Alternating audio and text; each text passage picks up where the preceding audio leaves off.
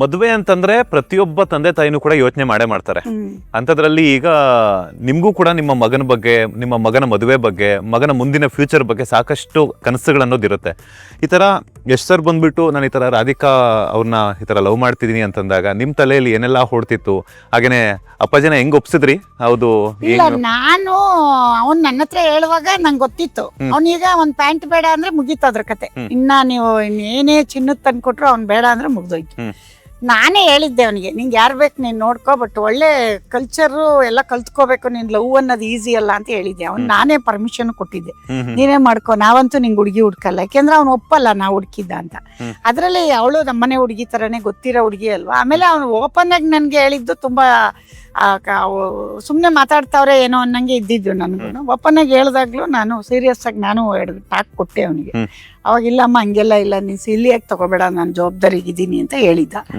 ಆಮೇಲೆ ಇನ್ನು ಅದಾಗ ಅವ್ನು ಎಷ್ಟೋ ವರ್ಷ ಆದ್ಮೇಲೆ ತಾನೆ ಅಲ್ಲಿವರೆಗೂ. ಬಟ್ ಅವ್ರ ಅಪ್ಪಂಗೆ ನಾವ್ ಹೇಳಿದ್ದು, ಅವ್ರಪ್ಪ ಅವಾಗವಾಗ ನನ್ಗೆ ಎಚ್ಚರಿಸೋರು, ಹುಷಾರು. ಆಮೇಲೆ ಪೇಪರಲ್ಲೆಲ್ಲ ಅದ್ರಲ್ಲಿ ಇದ್ರಲ್ಲಿ ಅಲ್ಲಿ ಹೋದ್ರು ಇಲ್ಲಿ ಹೋದ್ರು ಅಂತ ಹೇಳುವಾಗ ತುಂಬಾ ಜನ ನನ್ನ ಕೇಳೋರು. ನಾನೊಬ್ರು ಯಾರಿಗೋ ಹೇಳಿದ್ದೆ, ಪೇಪರಲ್ಲೆಲ್ಲ ಬಂದಿತ್ತು ರಾಧಿಕಾ ಯಶು ಅಲ್ಲೇನೋ ಹೋಟ್ಲ್ ಹತ್ರ ಕಾರು ಅದು ಇದು ಅಂತ. ಅದಕ್ಕೆ ಅವ್ರು ಬಂದು ನಂಗೆ ಹೇಳ್ದಾಗ ನಾನು ಹೇಳಿದೆ, ನನ್ನ ಮಗನ ಬಗ್ಗೆ ಬರ್ದವ್ರು ನಿಮ್ಮ ಮಗನ ಬಗ್ಗೆ ಬರ್ದಿಲ್ಲ, ನೀವ್ಯಾಕೆ ಅಷ್ಟೊಂದು ಸೀರಿಯಸ್ ಆಗಿ ಕೇಳ್ತಾ ಇದ್ದೆ. ಬೆಳಿಗ್ಗೆನೆ ಫೋನ್ ಬಂತು ನನಗೆ, ಓ ರೀ ಪೇಪರ್ ನೋಡಿದ್ರ ಯಶ್ ಬಗ್ಗೆ ರಾಧಿಕನ್ ಬಗ್ಗೆ ಬರ್ದವ್ರಿ. ನಾನು ಹೇಳಿದೆ, ನಮ್ಮ ಮಗನ ಬಗ್ಗೆ ಬರ್ದವ್ರು, ನೀವ್ಯಾಕೆ ಅಷ್ಟೊಂದು ಸೀರಿಯಸ್ ಆಯ್ತೀರಾ? ನಮ್ಗೆ ಇಲ್ಲ, ಅದು ನಿಮ್ಗೆ ಯಾಕೆ, ನಾನ್ ಮಾಡ್ಕೋಬೇಕು ಸೀರಿಯಸ್, ನೀವ್ಯಾಕೆ ಮಾಡ್ಕೊಂಡಿದ್ದೀರಾ? ನಮ್ಮ ಮಗ ಏನು ಅಂತ ನನಗೆ ಗೊತ್ತಿಲ್ವ ರೀ ಅಂತ. ನನಗೂ ತುಂಬಾ ಬರೋದು ಆಚೆ ಕಡೆಯಿಂದ ಮಾತುಗಳು. ಈಗ ಎಲ್ಲ ಸಿಗಲ್ಲ ಮಂಜು, ಒಂದೇ ಸಿಗೋದು. ಅದನ್ನೆಲ್ಲ ನಾವು ಫೇಸ್ ಮಾಡಿ ಅವ್ನು ಖುಷಿಯಾಗಿರ್ಬೇಕಷ್ಟೇ ನಮ್ಗೆ ಇದ್ದಿದ್ದು. ಅವಾಗ ನಾನು ಯಾವಾಗ್ಲೂ ಅಷ್ಟೇ, ನಾನು ಆ ಸಮಾಜಕ್ಕೆ ತಪ್ಪು ಮಾಡದೇ ಇದ್ದಾಗ ನಾವು ಎದುರ ಅವಶ್ಯಕತೆ ಇಲ್ಲ. ಫಸ್ಟ್ ನಮ್ಮಲ್ಲಿ ತಪ್ಪಿರಬಾರ್ದು. ಈಗ ಅವ್ನು ಯಾರೋ ಒಂದು ಹುಡುಗಿನ ಇಷ್ಟಪಟ್ಟಿದ್ದಾನೆ ಅಂದಾಗ ನಾವು ಅದನ್ನ ತಪ್ಪಿಲ್ದೇನೆ ಏನೋ ಹುಡುಗಾಟ ಆಡ್ಕೊಂಡು ಮಾಡ್ತಾವನೆ ಅಂದಾಗ ನಾವು ತಿದ್ದಬಹುದು. ಅವನು ಇಷ್ಟಪಟ್ಟು ಅವನೊಂದು ಹಂತಕ್ಕೆ ಬಂದು ಅವನೊಂದು ಏಜಿಗೆ ಬಂದು ಅವ್ನು ಮಾಡ್ತಾ ಇದ್ದಾನೆ ಅಂದಾಗ ಅದು ನಮ್ಗೆ ಎಲ್ಲೋ ಒಂದ್ ಕಡೆ ಅಂತ ಸಿಲ್ಲಿಯಾಗಿ ಮಾಡಲ್ಲ ಅನ್ನೋ ನಂಬಿಕೆನೂ ಇರುತ್ತಲ್ವಾ. ಆಮೇಲೆ ನಮ್ಮ ಹುಡುಗಿನೂ ನಮ್ಮ ಹುಡುಗಿನೇ, ಅವಳು ಬುದ್ಧಿಯಾಗಿದ್ದಾಳೆ, ನಾವು ನೋಡಿದ್ದು ಹುಡುಗಿನೇ ಅಂತ ನಮ್ಗೊಂದೆಲ್ಲ ನಂಬಿಕೆ.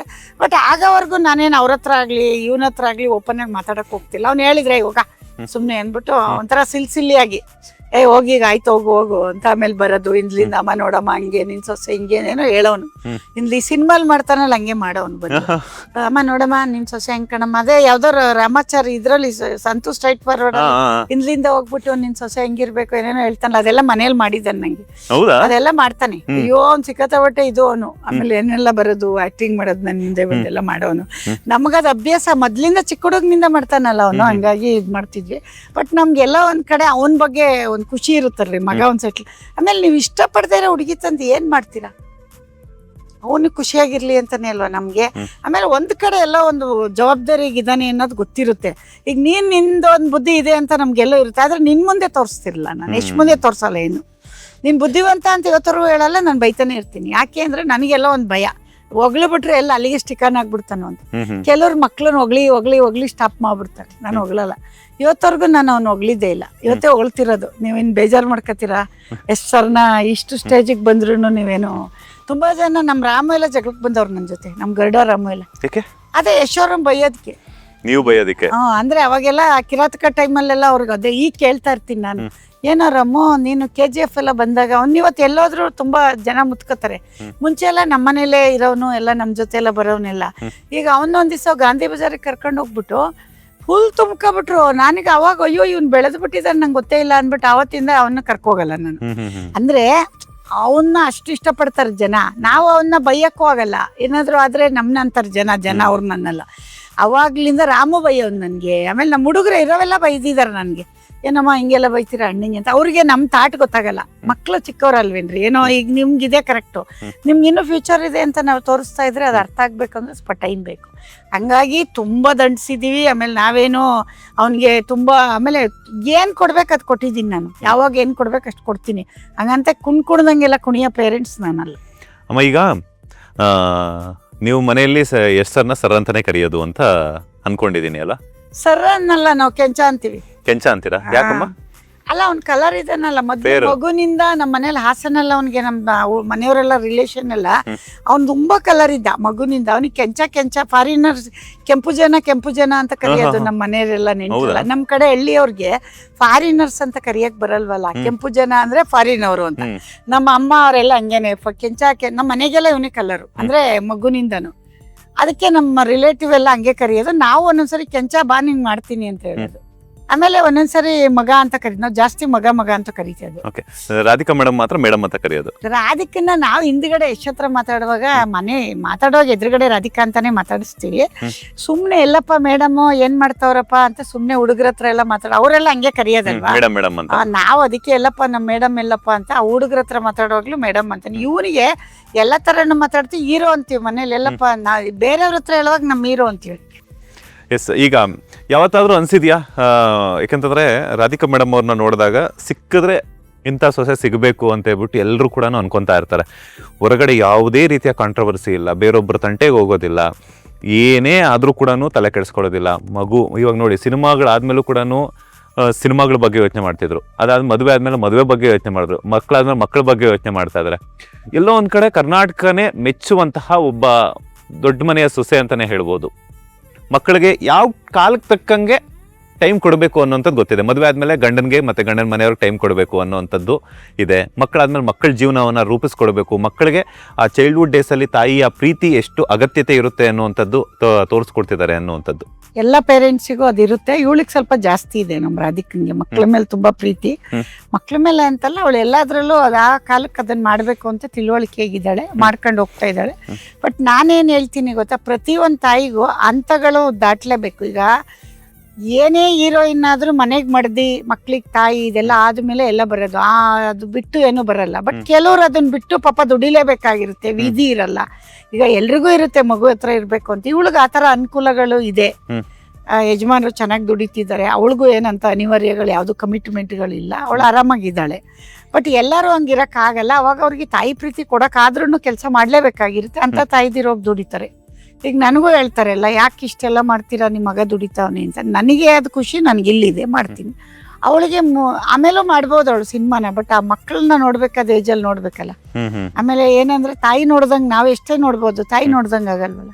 ಅದರಿಂದ ಅದ ನನಗೆ ಸೊಸೆ ಹಿಂಗೆ ಇರ್ಬೇಕು ಹಂಗೆ ಇರ್ಬೇಕು ಅನ್ನೋದಕ್ಕಿಂತ ಅವನಿಗೆ ಹೆಂಡತಿಯಾಗಿ ಚೆನ್ನಾಗಿದ್ದಾಳೆ ಅನ್ನೋದಷ್ಟೇ ಮುಖ್ಯ ಆಗುತ್ತೆ ಅಲ್ವಾ. ಈಗ ನಾನೇನು ಸೊಸೆ ಜೊತೆ ಎಷ್ಟೊತ್ತಿರ್ತೀನಿ, ಇದ್ರ ಒಂದ್ 2 ಅವರ್ ಇರ್ತೀನಲ್ವಾ. ಆಮೇಲೆ ಬಾಳೋದೆಲ್ಲ ಅವ್ರ ತಾನೆ, ನಾವ್ ಎಷ್ಟು ವರ್ಷ ಇರ್ತೀವಿ. ಅವ್ರ ಅವತ್ತಿಗೆ ಇವತ್ತಿಗೆ ಯಾವತ್ತಿಗೂ ಸೊಸೆ ಗಂಡ ಹೆಂಡತಿ ಹೆಂಗ್ ಹೊಂದ್ಕೊಂಡು ಅವ್ರ ಮಕ್ಳು ಭವಿಷ್ಯ ಕಟ್ಟಬೇಕಲ್ಲ. ಈಗ ನಾವು ಕಟ್ಕೊಟ್ಟಂಗೆ ಅವರು ಕಟ್ಕೊಡ್ಬೇಕಲ್ಲ. ಅದಕ್ಕೆ ಶ್ರಮ ಬೀಳ್ಲೇಬೇಕು. ತಾಯಿ ಆದ್ಮೇಲೆ ತಾಯಿನೇ ಅದು. ಯಾವ ಸ್ಟಾರ್ ಆಗ್ಲಿ ಇನ್ನೊಬ್ರಾಗ್ಲಿ ಎಲ್ಲ ತಾಯಿಂದಿರು ತಾಯಿನೇ ಅಲ್ವಾ. ಅದ್ರಲ್ಲಿ ನಡ್ಸ್ಕೊಂಡು ಹೋಗ್ತಾ ಇದ್ದಾರೆ.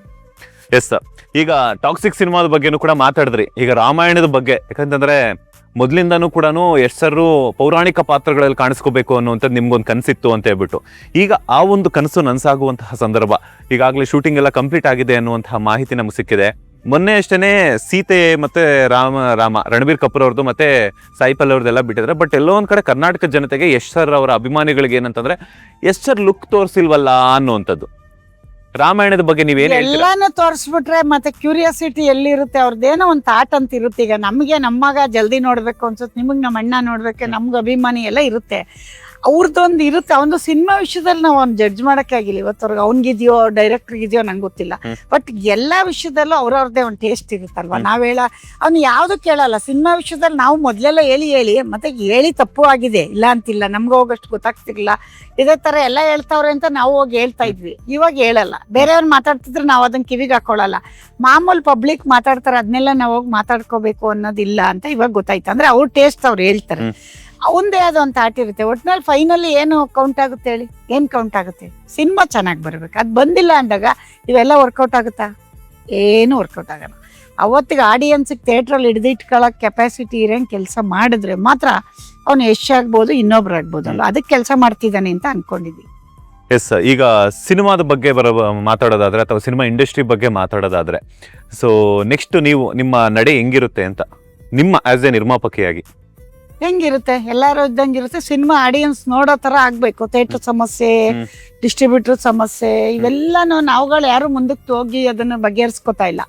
ನನಗೆ ಯಾಕೆ, ನಂದಾಯ್ತಾ, ನನ್ ಮನೆ ಆಯ್ತಾ ಅಂತ ನಾನಿರ್ತೀನಿ. ಇನ್ನೊಬ್ರು ನಮ್ಗೆ ಯಾಕೆ ಅಂತ ಎಲ್ರು ನಮ್ದೇ ಆದ ಇದ್ರಲ್ಲಿ ಇದೀವಿ.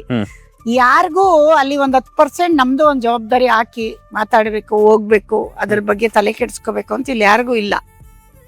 ಅದನ್ನ ನಾನೊಬ್ಳು ಕುತ್ಕೊಂಡು ಹೋಗಿ ಸರಿ ಮಾಡಕ್ ಹೋದ್ರೆ ಬಂದ್ಬಿಟ್ರು ಈಗ ಒಂದ್ ಸಿನಿಮಾ ಮಾಡಿ ಅಂತಾರೆ ಅಲ್ವಾ. ನಾವ್ ಹೇಳಕ್ ಹೋದ್ರೆ ನಮ್ಗಿರೋ ಮನ್ಸಲ್ಲಿ ಇರೋದು ಅದನ್ನ ಹೇಳ್ತೀವಿ ಅನ್ಕೊಳ್ಳಿ, ಅವ್ರಿಗೆ ತಗೊಳಲ್ಲ. ಬಟ್ ಇಲ್ಲಿ ನಾನು ಏನ್ ಹೇಳ್ತೀನಿ ಅಂದ್ರೆ, ಪ್ರತಿಯೊಬ್ರು ಒಂದು ತಿಂಗಳಿಗೆ ಒಂದ್ ಮೀಟಿಂಗ್ ಇಟ್ಕೊಂಡು ಪ್ರೊಡ್ಯೂಸರ್ಸ್ಗಳಾದವ್ರು ಅವ್ರ ಸಮಸ್ಯೆಗಳನ್ನ ಅವರೇ ಕುತ್ಕೊಂಡು ಏನ್ ತಪ್ಪು ಏನು ಒಪ್ಪು ಅಂತ ಅವ್ರು ಮಾಡ್ಕೋಬೇಕು. ಮಾಡ್ಕೊಂಡಾಗ ಅಲ್ಲಿ ಅಲ್ಲೇ ಬಿಟ್ಬಿಡೋದಲ್ಲ, ಬರ್ಕೊಂಡ್ ಪುಸ್ತಕದಲ್ಲಿ ಹೋಗೋದಲ್ಲ. ಒಂದನ್ನು ಕಾರ್ಯಗತಕ್ಕೆ ತಂದಿಲ್ಲ. ನಾನ್ ನೋಡ್ದಂಗ್ ನಾನೇ ಬಂದು 1-2 ವರ್ಷದಿಂದ ಪ್ರೊಡ್ಯೂಸರ್ ಆಗಿ ಹೋಗ್ತಾ ಇದ್ದೀನಿ. ಬಟ್ ಹೇಳ್ತಾರೆ, ಬರೀತಾರೆ, ಅದನ್ನ ಅಡ್ರೆಸ್ಗೆ ಇರಲ್ಲ. ನಾನ್ ನೋಡ್ದಂಗೆ ಸುಮಾರು ಸರಿ. ಈಗ ಮೇಡಮ್ ಬಂದ್ಮೇಲೆ ನಾನು ಹೋಗಿಲ್ಲ ಮೀಟಿಂಗ್ಗೆ, ಜೈಮಾಲಾ ಮೇಡಮ್ ಬಂದ್ಮೇಲೆ. ಮುಂಚೆ ಎಲ್ಲ ನಾನು ಸುಮಾರು ಸಮಸ್ಯೆಗಳು ಹೇಳ್ದೆ, ನನಗೂ ಪ್ರಾಬ್ಲಮ್ ಆಯ್ತು, ಅವ್ರು ಯಾವ್ದು ಗಮನಕ್ಕೆ ತಗೊಳ್ಳಿಲ್ಲ.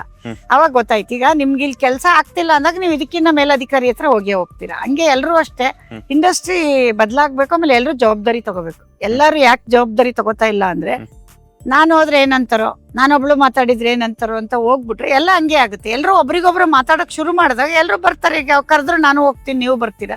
ಅವ್ರಿಗೆ ನಿಮ್ದೇ ಆದ ಚಾನಲ್ ಆದಾಗ ನೀವು ಬರ್ತೀರಾ, ನಿಮ್ ಚಾನಲ್ ಏನಾರ ಆದಾಗ ನೀವು ಒಗ್ಗಟ್ಟಾಗ್ಬೇಕು. ಅವ್ರದ್ದೇ ಅದೊಂದು ಮಾಡ್ಕೋಬೇಕು. ಯಾರು ಅದಕ್ಕೆ ಲೀಡರ್ಶಿಪ್ ಆಗಿ ನಿಂತ್ಕೋತಾ ಇಲ್ಲ.